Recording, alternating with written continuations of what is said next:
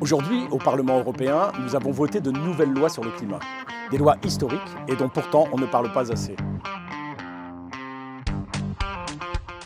Cet ensemble de lois que l'on appelle en langage technique Fit for 55 ou ajustement à l'objectif 55 a un objectif simple: réduire nos émissions nettes de gaz à effet de serre de 55% d'ici 2030 en Europe. En tant qu'écologiste, ce pacte vert était évidemment crucial. Et si ces textes sont bons sur le climat, l'un d'entre eux nous préoccupe d'un point de vue social.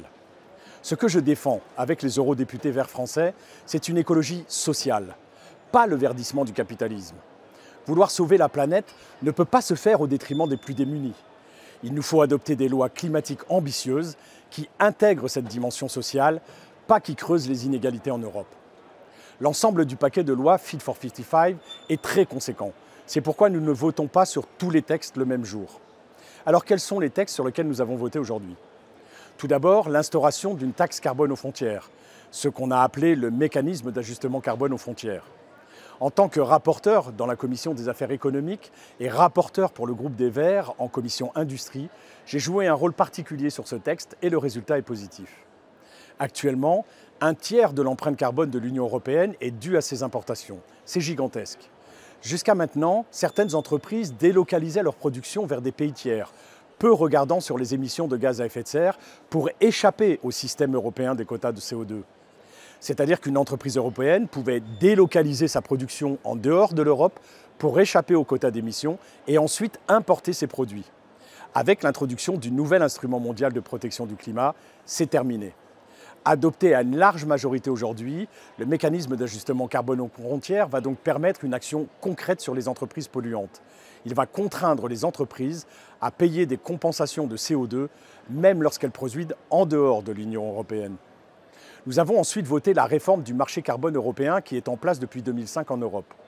Le nouveau système d'échange de quotas d'émissions de l'Union européenne, appelé aussi ETS2, je considère que ce nouveau texte est une bombe sociale à retardement. Pourquoi? Pour aboutir à la neutralité climatique d'ici 2050, il est nécessaire de fixer un prix du carbone. Mais choisir de mettre en place une taxe carbone sur les logements et sur les transports des personnes, c'est taxer les ménages. Or, tous les ménages ne sont pas égaux.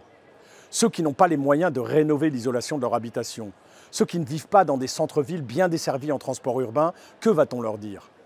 Vous êtes les plus vulnérables, c'est vous qui polluez le moins, mais c'est vous qui, proportionnellement, serez les plus taxés. Alors que pendant ce temps-là, on continue de donner des quotas gratuits aux entreprises qui continuent de polluer gratuitement.